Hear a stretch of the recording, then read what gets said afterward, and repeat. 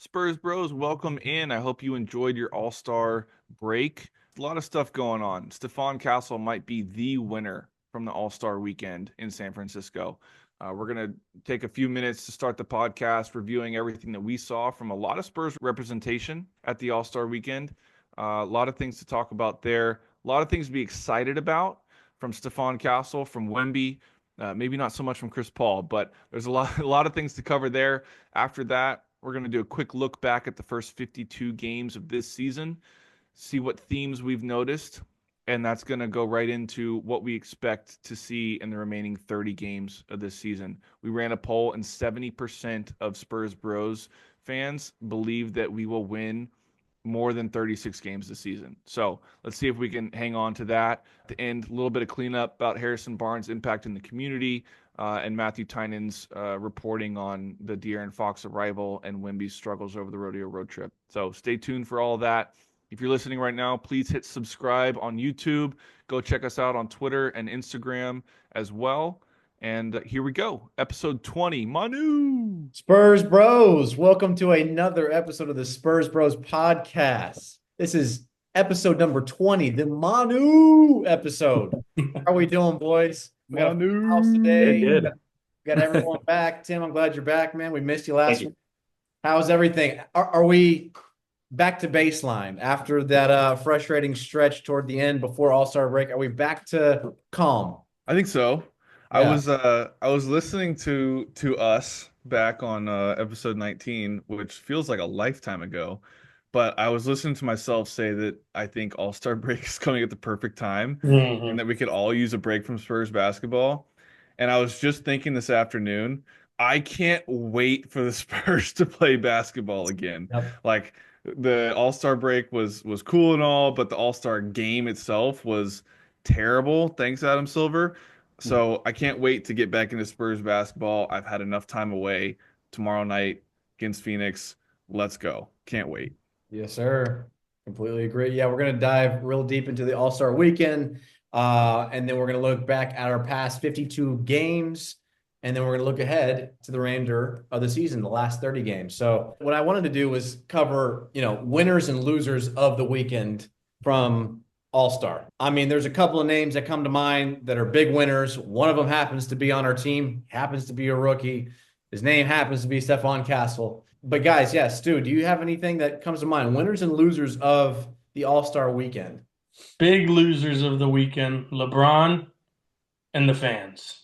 Big And- losers. And the Such fans. awful weekend for us. LeBron was chilling, drinking wine, doing whatever he wanted, showing up when he wanted, screwed other guys out, getting an all-star spot. But winner with you, Al, other than not winning the dunk contest, which was a shame because we can't call it the dunk contest anymore. It's now from here on out the prop contest. That's all you need. Throw some crazy props out there, drive a car in the court, you win.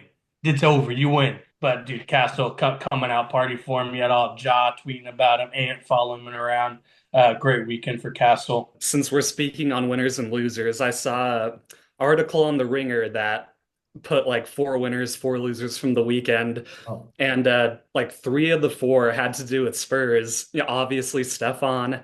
The second one was Wemby's looming reign over the league. How he just asserted himself in the All-Star game, took it seriously, how we've all seen his quotes and stuff. And then Chris Paul's, bull crap with the skills challenge. But this guy who wrote the article actually liked it because like the skills challenge, kind of a joke, replace it with a one-on-one contest. Yep. And so, yeah, it was cool to see that guy have like 3 of the 4 things Spurs that winners from the weekend. Okay. Yeah. And what's coming out about it is we all, even the night of, we were all blaming Chris Paul too because we were a little pissed off. But all the reports are saying Wemby was the guy. Wemby's taking fall for it. So who knows what really went down that night and who was to blame. Yeah, bro, that was 100% Chris Paul. Come on. I think so too. Like, what are we gonna? We're gonna rely That's on right up Draymond his to alley. be credible back there, talking about Wemby was going around there. No, that was Chris Paul. And even if it was Wemby that like had the idea that night, that is Chris Paul's influence over the course of the first 52 games of this season on Wemby. Like Wemby doesn't come up with that crap if he doesn't play 50 games with Chris Paul leading up to it. There's no shot. That is Chris Paul written all over it. And yeah, I think Chris Paul's my loser of the weekend. That had me enraged, and I shouldn't care. Have I ever cared about the skills challenge? No, but that had me so angry after the rant that I went on Chris Paul last week, episode 19. Like, I'm so far out on this dude now. And then Like, that happens at All-Star Weekend when we're all yeah, supposed to I'm be like, having of fun watching the course. guys who. He can't even just go like have some skills a little bit faster than somebody. He's got to find a loophole to go do. And like I said, maybe it was Wimby's idea that night, but that's Chris Paul's influence. So Chris Paul is a loser for me. Is that bad news bears for us? Is he influencing fellas the wrong way? Like Wemby's 21. We don't want him having that mindset from here on out. Like, oh, that's what I was saying last week. Is like De'Aaron Fox is talking about he's soaking up all this knowledge from Chris Paul. I'm like, all right, pump the brakes, but don't soak in too much because you're gonna end up stuck in the second round your whole career. Like, yes, sir. Yeah. No, So yeah, Chris Paul is my loser. I think the winner of anybody of any event of anything is Stephon Castle. But what do you think, Alec? No, I think completely agree. I mean, yeah, like Stu said, it was, and you, Reagan, it was like the beginning of the All-Star weekend too. It wasn't like in the middle, like jam-packed in the middle. It wasn't like dunk contest, skills challenge, and then you had that thing. It was like, all right, can't wait to watch the Spurs, can't wait to watch our boys, put on a show, and then you put up balls like that. Gosh, I'm like, really? At least throw it towards the rim. Dude. like I know. Yeah, or like the other guy, like shoot it. The other guys are taking shots, waiting to see if it goes in, like running off because they think it's going in. They're wasting so much time. Yeah. Like at least, I don't know. Just I agree. Yeah, they could have still shot 3 shots like fast, but at least in they could have done 3 shots fast. Just launch them make at it the look rim. like an actual shot. But they were just head down, pop not a even shot. looking. Yeah. And Chris Paul's were even worse than Wemby's. Like at least Wemby's were like he was throwing it at the backboard kinda, and Chris Paul was like literally just throwing it at the ground. I was like, he was like smacking him off the rack. I said that they should have. What I said to y'all in the group chat was at least they should have incentivized to make the shot. Like, they have AI and stuff to where they can just, if you make the first shot, then you can like take 10 seconds off your score. That's what it should have been, yes. Yeah, so like to incentivize at least trying to make the first, and then like 5 seconds off the second shot or whatever. Yeah. Taking the second shot. But they didn't do any of that. It was just whatever. They should totally scrap it. Completely agree. Go 1v1, king of the court, and let dudes ball.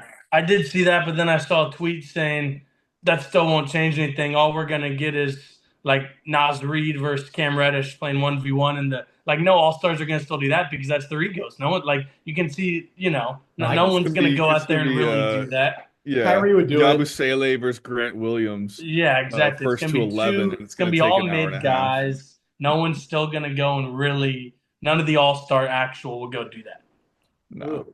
Well, no, yeah, because Reddish would be interesting though, because everybody says how he's a god in an open gym. Yeah, but then for some reason it doesn't translate to actual NBA games. That clip came out that he posted on his Instagram. Did you see that? He was like cooking the whole Lakers roster, and somebody made the point is like that's the problem is because you're gonna have a Cam Reddish come in and he's gonna make Jokic look like a traffic cone, and like guys, they're just not gonna do that. So it'd have to be like basically the Olympic to any guys from the Olympic team. I mean, you've seen those matchups like Kyrie versus KD. Like that would be my favorite videos KD ever, versus, bro. Or Book, like that would be sick. Or Ant versus Book, like that would be. Yeah, but you're right. It won't happen. All right. Well, whatever. So yes, that was an L. Biggest winner for Spurs bros who didn't watch the All-Star weekend. It was Stephon Castle, in our opinion. It was him. Wemby was a close second in our eyes. But Stephon specifically because his team won the Rising Stars game. They won the whole tournament, I guess. There's a 4-team tournament. But that allowed them to play on Sunday against the actual All-Stars. And there was a big debate whether they should even be allowed to play on Sunday. Even Stephon was like, I mean, I don't know if I should be there either. But still, he took advantage. He showed out. He won MVP. And he made it look easy. That was the other thing. He made it look so easy. It was unbelievable. And Yeah, he so, was clearly the best player on the floor when it was all the rooks and sophomores out there. right. Clearly better than everyone. Oh, yeah, and you had guys, you had Keontae George, you Yeah. got all the guys. So that was fun to see. As Stu said, that a lot of people, John Morant, Anthony Edwards, guys took notice of him. Vince Carter. Vince Carter, yeah, Candace I Parker. think I think the weekend really. I mean, he'll still have to show up these next 30 games, but I think the this weekend really like solidified he's gonna be rookie of the year. I think so Yeah, too. I mean, what stood out for me too is like you said, he was the best player on that court in both of those Rising Star Challenge games. And the first game, he had the game winner on Alex Sarr, crossover, pull up, just pure stroked Yeah. it, waved bye-bye at him. And Yeah. then in the second game, again, like he leveled up a second time, best player on the court by far, driving the ball, scoring the ball, and facilitating the ball, and then Yeah. had the game-winning assist to Keontae George on the wing for the game-winning three. Like he was involved in both game-winning buckets that made them to go play on Sunday, and he's the first player in a long time. I forget how many years to play on all 3 nights of the All-Star weekend Hmm. in a long time. So I forget the last person to do that. It might have been Blake Griffin, but Uh, yeah, a rare thing. People took Yep. notice. Yeah. yeah. And people may say that I'm reading too much into this, but again, you saw on display and Candace said this too. He just knows how to win. Like he just finds ways to win. And that was apparent in that championship game. He got to play against the G Leaguers. But even then, like guys were sort of not backing away, but Stephon was the only guy. I think Vince Carter said this, or somebody said it. Like, I think he's the only guy on the floor that understands that they don't have a center and they have nobody that can like match his physicality. And so he literally just went and scored 12 points.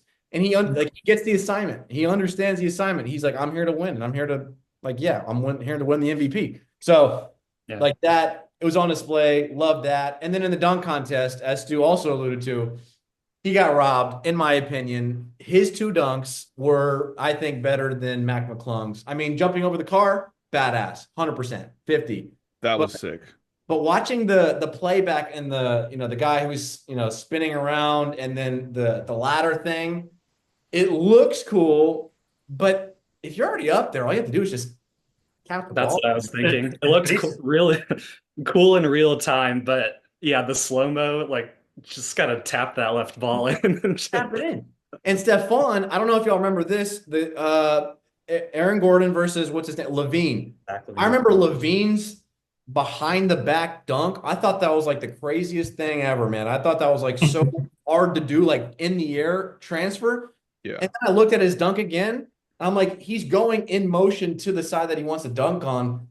Stephon is doing a 180 and turning back and cups the ball, going the opposite way, and he throws it down. I'm like, With the dude, left. that's way harder than With the what I left. thought. With the left, yeah, cups it, throws it back down with the left. I thought I was like, that's way harder than what I Dude. saw Zach Levine do.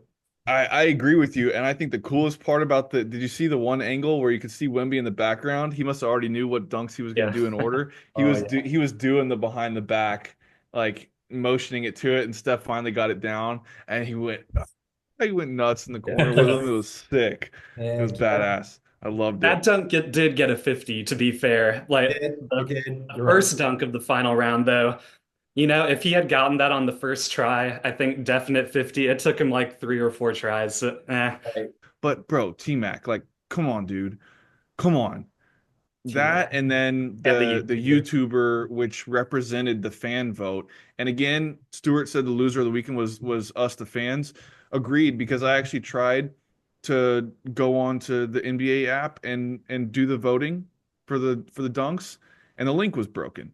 So I couldn't even put in the dunks. Like, so I don't know who was voting. Maybe it was the YouTuber that was just putting in a score. I don't know, but it was trash. That cost the whole thing.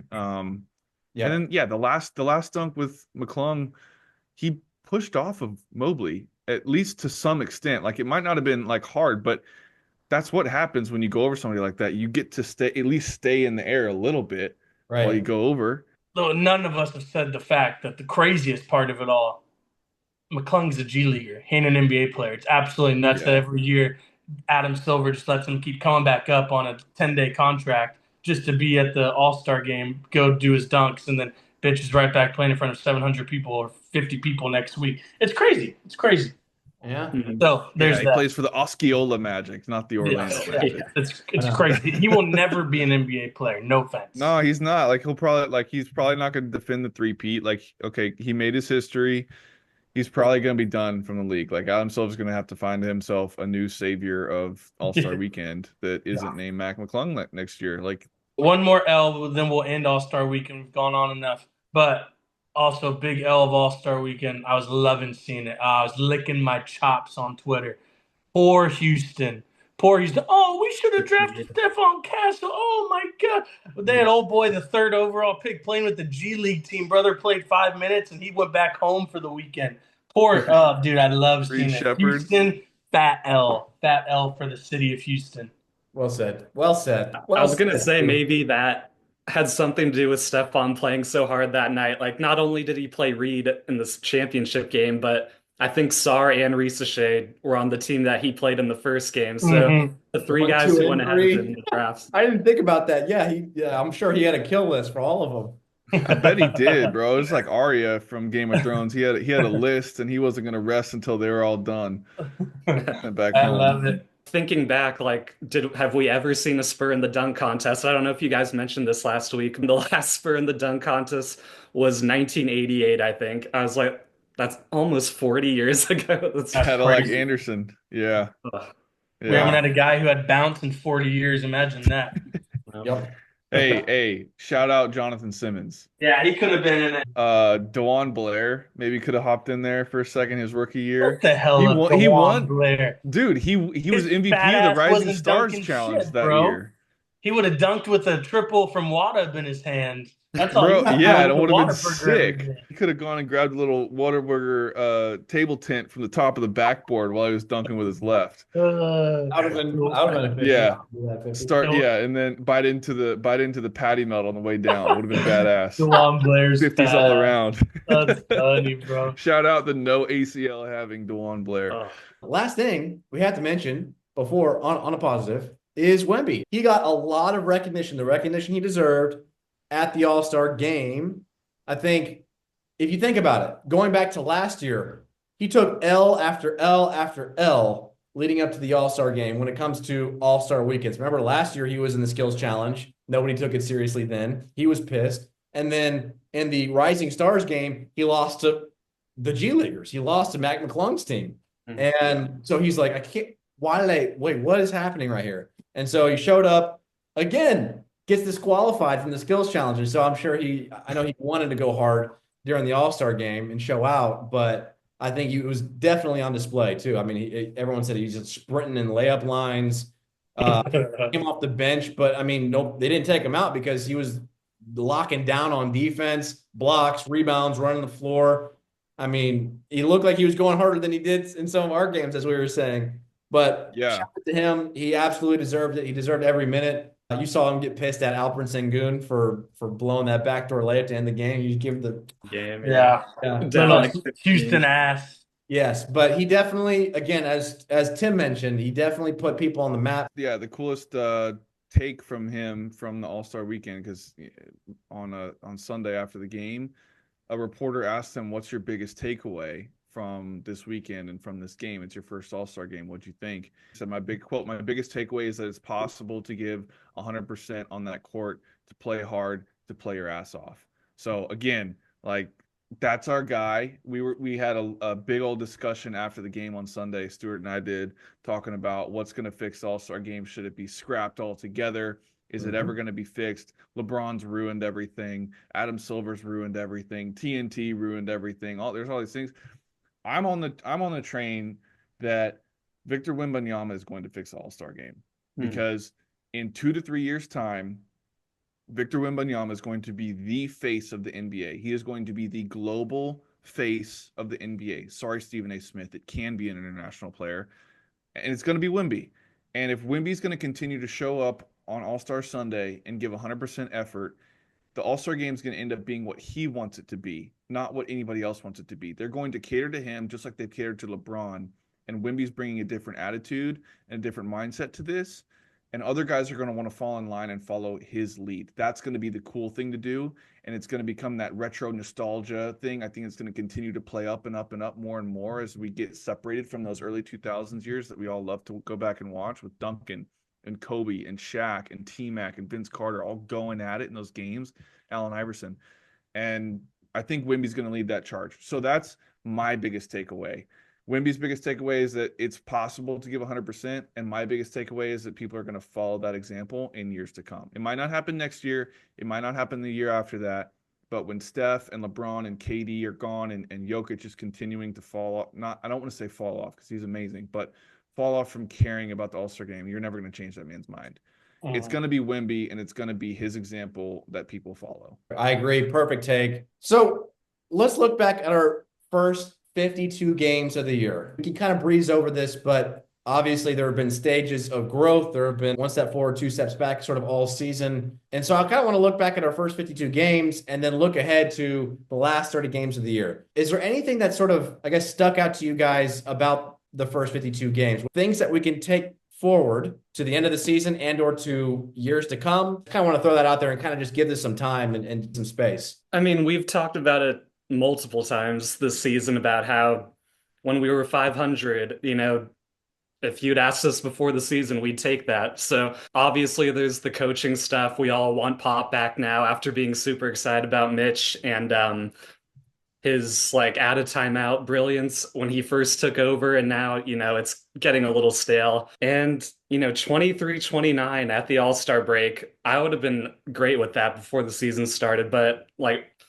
really disappointing how the games leading up to the All-Star break finished out, and just especially road games, not being able to close these games out. It looks like the previous couple seasons where we just can't execute end of game situations. And I hope that these last 30 games, Fox getting more acclimated to the team, and he's obviously a crunch time player, and Castle hopefully with the crunch time players, and hopefully we figure out that whole lineup situation and we start finishing games the right way. I think we can be a play-in team. I mean, we can't drop to 5 games behind the 10 seed because that's starting to be too deep of a hole to dig out of. But yeah, it needs to start right away, right? These 2 Austin games right out of the gate. Tim, I do agree with you. At the beginning of the season, if we were dude, 23-29, it's already more wins, bro. We still have 30 left. We'll take that. But then as the season has gone on and started the season, all that, we looked good. How we look should be better than 23-29. We could easily, from all these close L's and Mitch and this, that, that's what's frustrating now is we could, quite frankly, easily be 29-23. So that's what sucks. Now, yes, at the beginning of the season, of course, we'd all be dude, hell yeah, we'll take 23-29. That should give us a chance at the play-in, which is what we all wanted at the beginning of the season.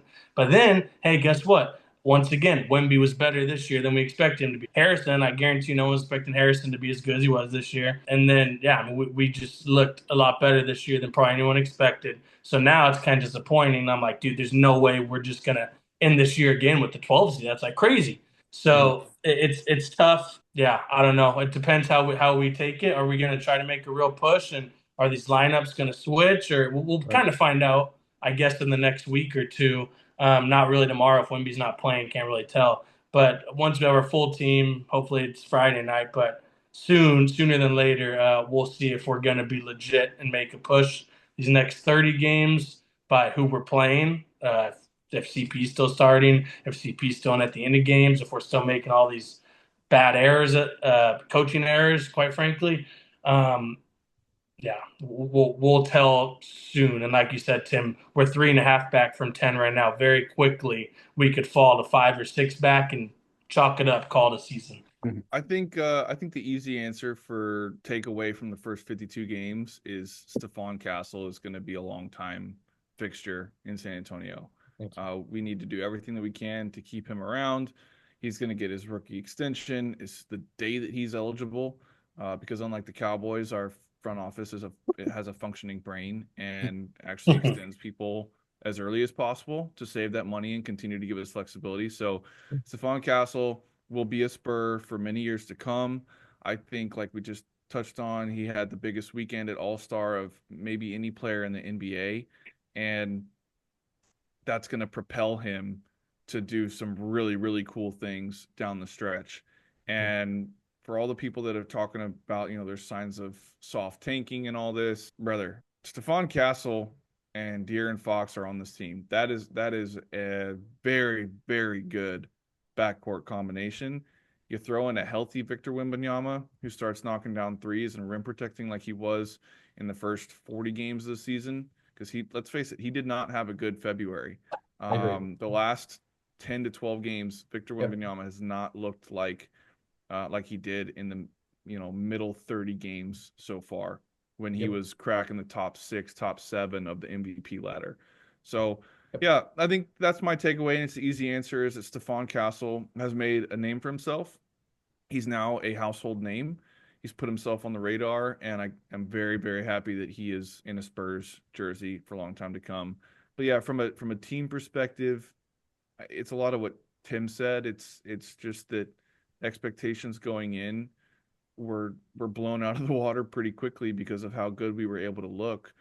And can we find that form back right out of the All-Star break? If we can, I see a 9 or 10 seed in our future, and we're playing 1 or 2 very important games to get a look. Stuart and I were saying right before we started recording, how if we can get 1 or 2 of those play-in games, just give these young guys 1 or 2 more tastes and get 1 or 2 more looks at how they're going to fare in a big-time situation. That's what we need, because if Vassell and Keldon crumble in that spot again, all right, guys, it was nice having you, but we're gonna go get somebody who can handle those moments. That's how I feel. So those are kind of my takeaways from the first 52 games of the year. Well done. Well, I'm glad y'all answered it the way I was intending to. I asked the question very, very weird, but y'all got the point, and I think y'all all made very great points. Kind of leading into this next thing, these next 30 games, is I think we have a really decent chance to make a push. If we look at the next few games, let's break it all down. Stu already broke the news that Victor will not be playing tomorrow because I guess he's got an illness. He's, I guess, under the weather. He's got a cold or something. And just on that note, Alec, I kind of was on Twitter right before we hopped on, and there's been a lot of reporting coming out that I feel like it wasn't really stressed very much until today with this news, that ever since we got back from Paris, the Paris games, Vic's been sick in and out. And somebody reached out, I think it was Matthew Tynan did the reporting, and he reached out to somebody in Vic's camp, said, "Hey man, what's going on? Is this affecting him? Is this sickness kind of been why his play has been not what we're used to seeing?" And they were like, he doesn't want to use this as an excuse. Of course, we're going to make you let your own observations, which tells me that yeah, I think so. Because I mean, look, as we've said before, after he comes back from being ill, he always, for some reason, takes a little extra longer to kind of get his wind back. I've noticed since we had him last year, but it was kind of been an ongoing thing. He came back from being ill, and then it was 3-4 games. He was still huffing and puffing, like we talked about last podcast. I think there is something to start the year. Yeah, every time he's out for a couple games, it takes him a while to ramp back up. Yeah, it's weird. But yeah, I think it's more than allergies. It's not COVID, because NBA requires you to disclose that. But I don't know if it's the flu, but it's something going around that's stuck with him for a while now, and he needs the break. He didn't get it at All-Star, so maybe this is part of that. It's a back-to-back coming out of the gates, Suns and Pistons. And one more thing, then I'll let you get back to looking ahead at these first 5. Yep. Spurs also have 8 back-to-backs to close the year. That's by far the most in the NBA. Tough. So 16 out of the 30 games that we're playing are going to be involved in a back-to-back setup. It's kind of crazy, actually. Tough. Yeah, that's crazy. Yeah, you go tomorrow and Friday, and then you're going next week. You're going Tuesday, Wednesday in New Orleans, and then in Houston, followed by in Memphis on Saturday the 1st, and back home Sunday the 2nd. So we've got 3 back-to-backs in the next, what is that, 11, 12 days? Yeah, right out the gates. It's gonna be tough. The teams aren't that hard, but you put that many games and that many that little nights, it's gonna be tough sledding, boys. And there's not a lot of easy games though. We have the 11th hardest strength of schedule remaining in the league with these 30 games. And for example, we're playing the Thunder once, the Cavs twice, we're playing the Celtics once, the Knicks once, the Grizzlies, the Nuggets. The easy games are few and far between. We've got the Pelicans 3 times, which is nice, but they're getting healthy again. The Hornets just beat us. The Raptors are the now super play-in team, so we could lose there.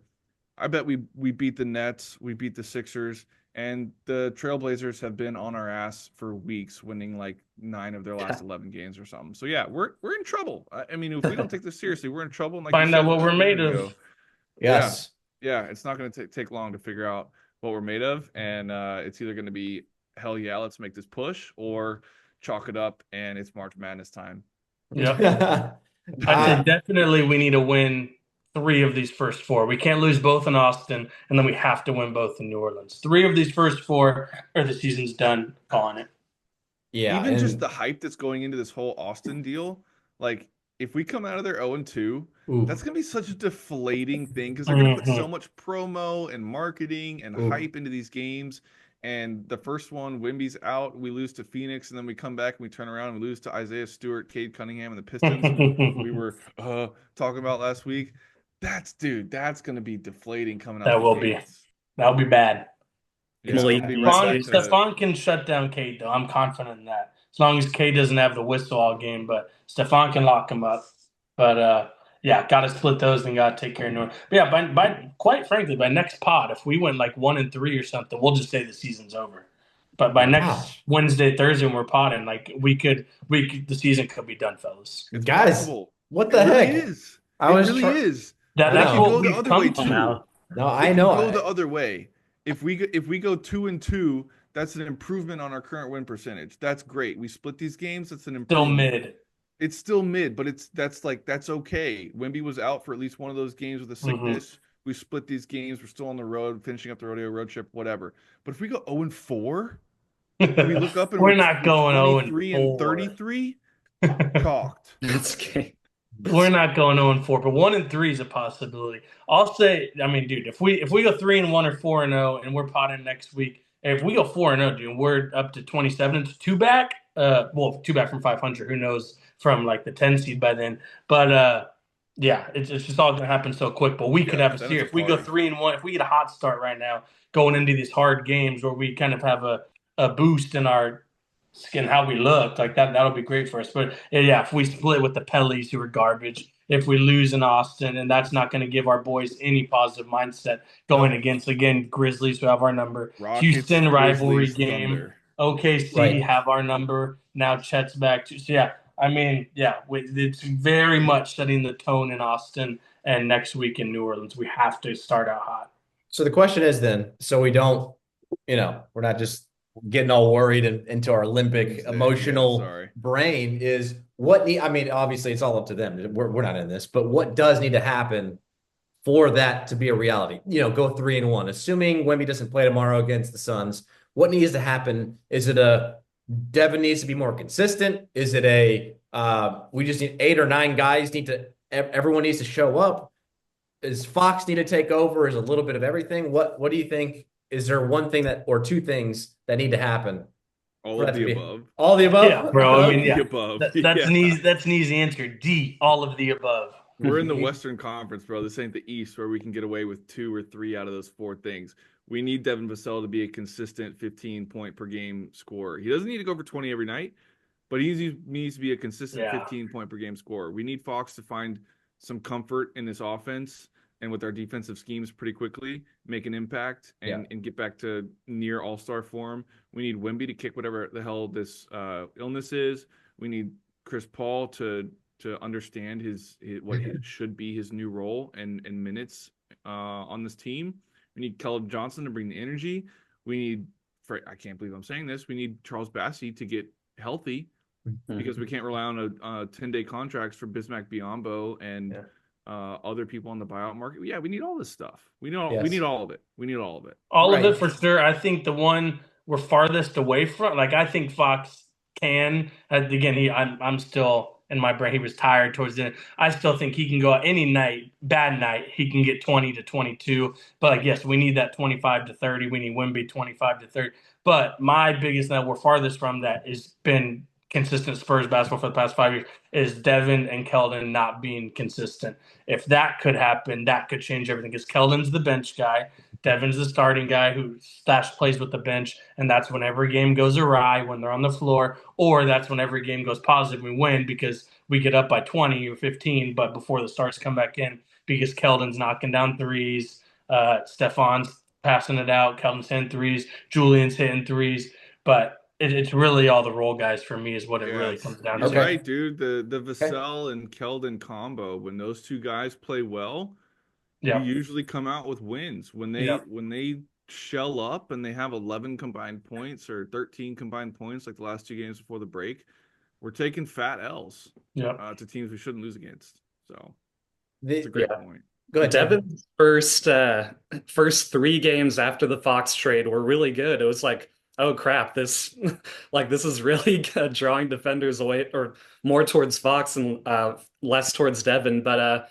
yeah, unfortunately, the last 2 games, Washington, Boston, went back to inconsistency, 0 of 4 from 3 in the Boston game. But yeah, so more of those first 3 games after we got Fox, I think, they're still learning, and I think he's going to get more open looks. He just needs to knock them down and, yeah, just not take these unnecessary kind of tough all-away shots like he does sometimes. But yeah, I agree with, and Keldon, I mean, we thought after he didn't get traded, like he'd come back even more like juiced, energized, ready to go, and now he's been pretty flat. So he needs to. You know what's interesting is like I'm thinking about Devin Vassell is once you're getting pushed back down into the talent or first, second, third option, right? For last year he was kind of at times he was a first option, and then he's this year definitely been a second option for sure because of Wemby, and then with Fox on the team, third option. It's really interesting to see how he's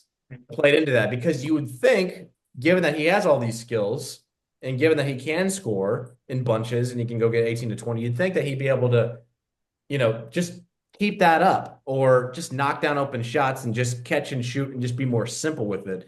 But it turns out it seems like he's less efficient, at least as leading into the All-Star break he has been. And playing into that is like maybe he's got to have the ball more to be effective, which if he's going to be a third or fourth option, we can't. Yeah, that's not our future, him having the ball more. That's right. So that's something to keep an eye on. But to Stu, I remember you sent this in our group message. It looked like it was a Reddit, NBA Spurs Reddit. Yeah. The only thing that's sort of given me a little extra hope as well is you sent this thing on Reddit, which basically talked about, hey, that this is not uncommon for the Spurs, especially if you look back just to last year, how the season played out, right? It checks out. It did check out. So from August to December, it says players were pushed to learn new positions. These players struggled in their new roles for a while. So you see a lot of inconsistency. Fans get frustrated. Can't believe this. I thought this was we're turning a new leaf, yada, yada. And then December to the All-Star break, which is what we just experienced, new lineups experimented to develop players as weak spots. Players begin underperforming again as they relearn foundational skills. And then the second point was we go from semi-consistent, which we did, to streaky again as our guys seem to regress or be tired during this stretch due to underperforming the standards they had set up for themselves earlier in the year. And that is, honestly, I don't know if he's just looking back and just typing or what, but that does track out because that did happen. December to All-Star break, we were kind of, we were 500. We were a game above 500. And then all of a sudden, boom, 2-8 in our last 10. Boom, 3-7 in our last 10. And then, but according to this guy, he says from All-Star break or after the All-Star break to the end of the season, he says the coaching stats finally starts to play guys in positions that are conducive to winning basketball. And so then you see guys start to get a little momentum, get a little juice, a little more cohesion, and then we kind of go on a little winning streak toward the end, as we saw last year. So I don't know, which you do want in any professional sport. You do want to get hot at the right time. It is all about getting hot and better as the season goes on, and not peaking in December or January. And I try to think like back in our great day. I know we were so good, But like back in our days, did we always kind of have a mid-season lag and then we would get hot again going into playoffs? Like I'm just trying to think if that checks out forever or if that's just our new front office because we know we're so analytical and that stuff. And I wonder if all those analytics play into how we're taking on the approach now. And we were just trying to still weed out guys who are going to be on a championship team one day, who were not going to play and like that stuff. So it's hard to tell, but it did check out for the past recent years of this trend that's going on this season as well. Yeah, I mean, while we were so spoiled back in the heyday was because we were so stable all year long. Yeah. Again, we just like made it look easy. The big three, Manu, Tim, Tony, and then all the role guys just fell in line. Like we just made it look so easy. It didn't matter who was an off night or who was on it or up. We just found a ways to get stops, win games, move the ball. Like it was just so weird. So I don't we didn't have those lulls, and right. even if there was a lull, it was a game or two. It Yeah. wasn't extended periods of an entire month where we Mhm. go 4 and 12 in a month, like that wasn't happening. And we were blessed and lucky and fortunate to have that go on for the course of 20 years. But if you look at the Celtics now or the Nuggets while they've been contenders or whatever team in their championship contention window, they might have a lull, but they snap out of it after a couple of games because they have that sense of urgency and they understand what it takes to actually win. And in the dog days of the season, which is the stretch that this post is talking about from December to the All-Star break, you can't just ignore those 20 games because that's a quarter of the season. If you end up going 6-13 since January 1st, we are. Mhm. If you do that, you put yourself in a position it's make or break with 30 games left and you're not competing for anything. So yeah, we have to figure out a way. I think it's been the situation, like you're saying, for the last 5 years since our last playoff run, and it has to change more and more as each year goes on and we get closer to what should be a championship contending team. Yeah. I was gonna say again, is that like front office because they know we're not in our championship window right now. They know we're not even probably a second round playoff team. So what's the point? We know we Yes. love the 25 Yeah. draft, so it is still all Yes. calculated. Yes. Agreed. For Like sure. let's develop Sohan's like Yeah. post game a little Let's bit. let him Like play the last year, 5 for the last let's month. round him out. Let's finish the progression Yes. of him, and that way we can slot him wherever he needs to be for a game here and a game there to play different roles. And let's get Castle these minutes, and let's get Vassell playing with Fox in these situations. It's more of a catch and shoot. All this stuff. Yeah, we're tinkering and whatever. Figure out what the roster's going to be. That's going to change again this summer. So yeah, I think it hits it on the head, and y'all's kind of like analysis of that is spot on. Yeah. We knew the front office knew we weren't, going to make the playoffs contend this year. And then the De'Aaron Fox thing, that's not a this year trade. That's a long run trade. And it just so happened that it all set up for us perfectly. I mean, I'm sure they didn't intend on making some big trade at the deadline this year, but De'Aaron Fox wanting to be a Spur, it just all fell into our lap. So yeah, make the move this year and get him acclimated as quickly as possible. And it's a long run play. And so yeah, you got to see what happens in draft, possibly 2 lottery picks, package them, move up, free agency, all that stuff. So but yeah, rodeo road trip, that we never used to sweat that in the big three era. Like that's would come together and I think then we'd go on our late season run where we'd be more consistent going into the playoffs. But yeah, last 5 years, it's like, shoot, hopefully, like if we're lucky, 500. I mean, previous 2 years would be lucky if we win a game. But Yeah. Yeah. Right.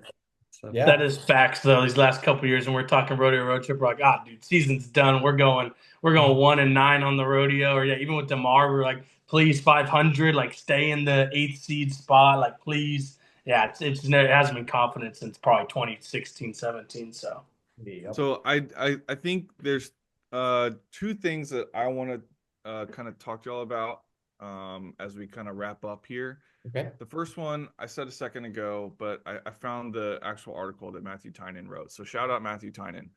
But he's talking about Wemby since the start of the rodeo road trip. Our net rating has been 3.7 points per 100 possessions better when Wemby has been off the court, which is very different from the minus 12.3 net rating that we had during the first 46 games of this year. His 3-point percentage has dropped to 30% during the same stretch, and his rim protection numbers have plummeted as well. Players are scoring 57% within 6 feet of the basket when Vic is around there. And his block attempts are going from, or not block attempts, his blocks per game have gone from 4.0 to 2.8 per game in the same 6-game stretch on the rodeo road trip so far. So, I mean, and he talks about it, like we said earlier, he's looked slow to the ball. He's looked winded. He's looked, not as aggressive defensively. Vic's like, he's not right. So this illness is, people are talking about a soft tank.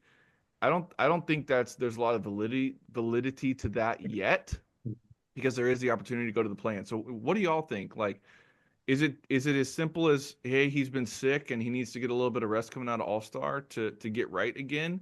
And when do y'all see him getting right? If you're coming back from Paris and you are sick, and then you go right into the rodeo road trip or soon thereafter, and by the way, he was pushing, right? Like we kind of mentioned on the podcast, we were saying, hey, if you're still sick, like just sit out. But maybe he felt like he had to play. And I remember, whenever just recently, I got sick, for example, and then I came back way too early. I went hard in the gym and workout, and I felt worse. So I can't imagine that that's a possibility. And then you go to the rodeo road trip, and you're not sleeping in your own bed. You're sleeping in hotels, and you've got to play, tough teams, and you kind of feel like you should still like carry the team in a way. Yeah, I can see how that like definitely keeps you just like on a whole physical level, like your immune system, like on edge, like kind of like, or not functioning well. And then you got to go play more basketball when you should be resting during All-Star game. I can see why this has been a thing. And so I think once we finally get back to San Antonio, right? I mean, we're technically quote unquote at home. He's probably been at home. No, for a few they're days. classified as away games, these Austin games. Okay. Yeah. Well, there you go. I would consider all of this on the road. Okay. So I say, dude, what's weird is that the first game really back is that Thunder game March 2nd, and that's a back-to-back. And then we play the Nets on the Tuesday, but then we go back on the road 2 more games. So I don't know, man. I'm hoping by like, this might be too late, but that middle of March, like March 7th to March 9th area, to kind of like hopefully get back into a real like rhythm, which again, may be too late, but who knows? Yeah, I think even early March, March 9th, 10th, around there, that's already still 2 weeks away. That's what we just say, 7 games. By then, if we're still 2-5, 3-4, haven't made it, that could be too late for sure. Yeah. So I think it has to be sooner the better. The only other thought, and I'll move to the next point after this, is maybe this is a sign that he has been sick for a while, and our solution with 8 back-to-backs to finish out the year is that we're not going to play him both nights of the back-to-backs for a while until he's healthy. So that might be something that we need to kind of put on our radar and look for over the course of the next few weeks while we have these back-to-backs coming. The second other thing that I wanted to pick y'all's brain about is from the same Matthew Tynan article. He really went in on this and did a lot of analysis. And this is talking about Chris Paul and De'Aaron Fox being on the court at the same time. There's been a 5-game sample size. They have played 228 non-garbage time possessions, not minutes, possessions, since the trade was made. In that time, Spurs have outscored opponents by 7.3 points per 100 possessions, and they have 123.7 offensive rating, which would be 95th percentile in the NBA. The more interesting point is that the defensive rating when Paul and Fox are both on the court is 116.4. That would be top third in the NBA. That's only a drop off of like half a point from their season average. So the minute De'Aaron Fox came here, we're all saying, okay, Chris Paul has to go to the bench. We have to start Castle. Things have to change. Some of this early data might suggest that it's not as bad as we're thinking it might be, but I'm only presenting that. Does that change y'all's opinion on what lineups and rotations and the minutes that Chris Paul should see? I don't think so because I think what I said in the group message was, I mean, correlation doesn't equal causation, meaning like, oh, just because them two together equal, whatever those numbers that you gave, doesn't mean that it's actually that's the cause. It's like them two together. That was the only thing that I thought of. I still think that he should come off the bench, Chris Paul. That's my Yeah, point. those numbers surprised me big time. I was not Yeah. expecting those numbers from you. That's kind of crazy to me, but still, Yeah. steps to the future. CP has 2 months left. I don't care. We don't owe him anything. He hasn't been here for a cup of coffee yet. I don't care. Play him in our second group. That's why we got rid of Trey.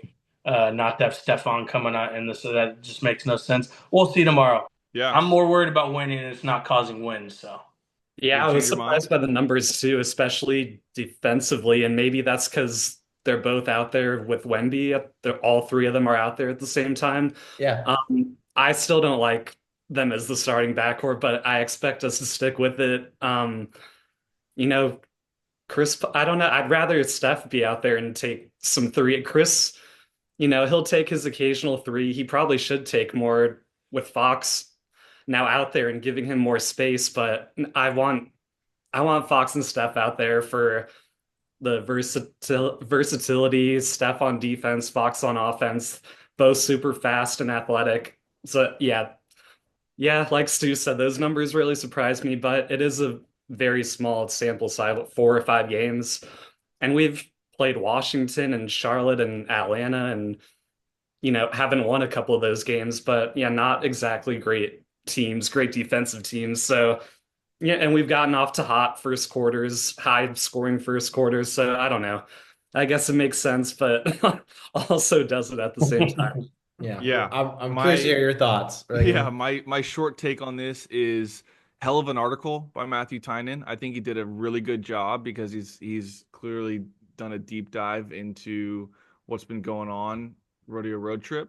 Uh, you got to write something over the All-Star break, and he did a great job. The numbers do jump off the page, and my overall take to that is throw the freaking data away. Play Stephon Castle 35 minutes a game. Chris Paul, come off the bench, buddy. I don't give a crap because we're 1-4 in those games and could easily be 0-5. So Uh, yeah, Stu. Only stat I care about is wins. The only thing I care about is Stephon Castle's being the second face of the Spurs. He's just had the biggest weekend ever. That man needs to be on the court more than anybody not named Victor Wembanyama. yeah. So cool stats, but I'm over Chris Paul's loophole, freaking old man Yes. traffic cone stuff. Let him be a leader, playing Yeah. 15 to 20 minutes off the bench. He's going to be a superstar version of Trey Jones, basically. Let him do that in those minutes in that part of the rotation. I don't care about this. I don't want him and Fox sharing the court for 30 minutes a game.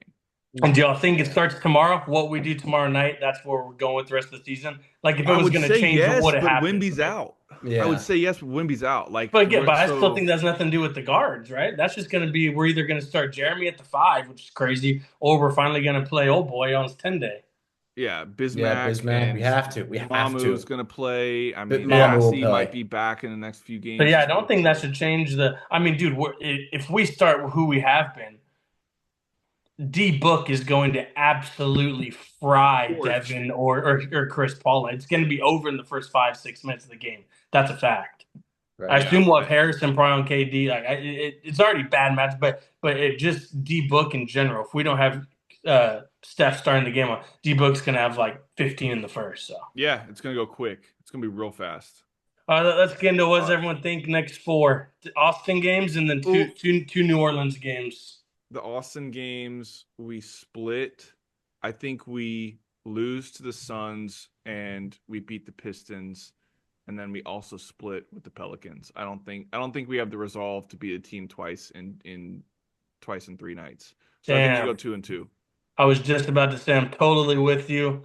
I think we go 3-1 though. I'm being very positive. I think we lose tomorrow, and then I think we get a little hot 3-game win streak, which we very much need.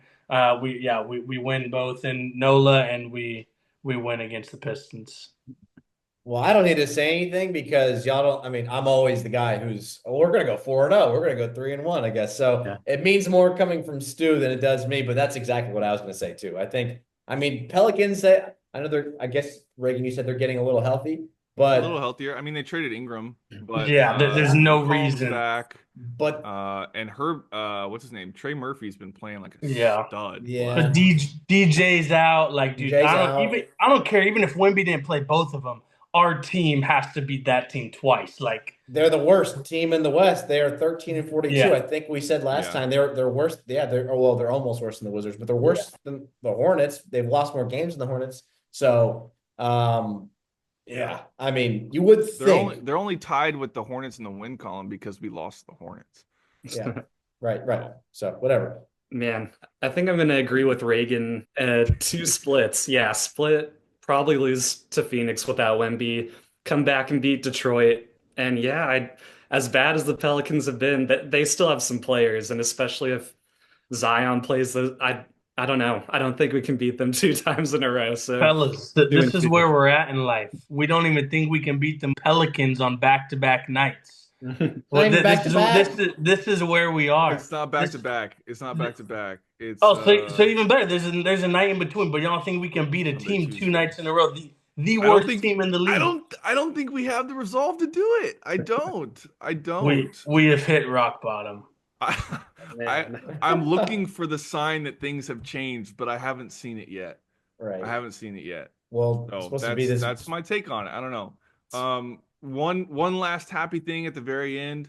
Harrison Barnes was not involved in the All-Star festivities over the weekend, but a really, really cool thing that I think elevates him and cements him. Like Harrison Barnes, if you want to finish your career in San Antonio, I think we would all love to have you for the foreseeable future. You've been playing amazingly, but even more importantly, off the court. Per a release from the Alamo College District, Harrison Barnes and his wife Brittany announced that they have donated $250,000 to the Alamo Promise tuition-free program that benefits students at St. Philip's College. The gift is in honor of Black History Month. Spurs were correct in labeling this a generous donations. It's one of the largest donations by a Spur to a local cause in recent memory. That's from Tom Orsborn, beat writer from the Express News. So Wow. shout out Harrison Barnes. Yeah, for sure. Didn't go to Cancun. Amazing. Didn't go and Mhm. take a vacation somewhere. He stayed home in San Antonio. Him and his wife got together and made a massive contribution that's going to benefit a whole bunch of kids that might not have been able to go to college and get that sort of an education otherwise. So Unreal. big deal from him, and that cannot go unnoticed by San Antonio. Yeah. I do love that you just said to not go to Cancun, because does anyone follow like all of our boys? Does anyone know? Like, has anyone posted? Like, what have our guys been doing all week? Our rich ass young boys. Should have been I- looking. I didn't see anything really. I know De'Aaron was in San Antonio getting set up and everything, and I think he actually had he might have had his introductory press conference today. I sent y'all a tweet right before we hopped on this podcast. Yeah, he did. Which I don't know if y'all actually listened to that video, but he made a hilarious joke. He was talking about the game against Charlotte.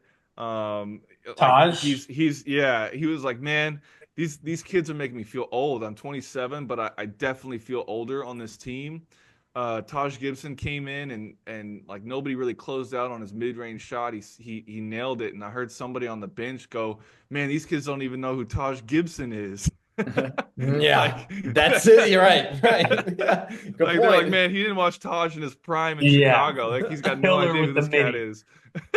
That's where he made his money. That was funny, yeah. Yeah. But that was at I know Fox was touring around and he was in San Antonio. So Cool. you guys trying to get acclimated to the setup at Victory Capital, the practice facility and everything. So that's all that matters to me. I didn't see anything like the Paul George picture, and Harrison Barnes is making donations. De'Aaron Fox getting used to the digs here at home, and Chris Paul is finding loopholes in the skills challenge. So we're all good. Yeah. Yes, sir. Come on, boys. Come on. I believe. Stu and I believe. 3-1. 3-1. Yeah. Let's call it, fellas. Come on. Well, hey, good episode. If y'all made it this far, please go hit that subscribe button on YouTube. Follow us on Twitter. Follow us on Instagram. You can check in on Spotify too. But yeah, Thanks for joining. Here's to some wins. And from the Spurs Bros, go Spurs, go.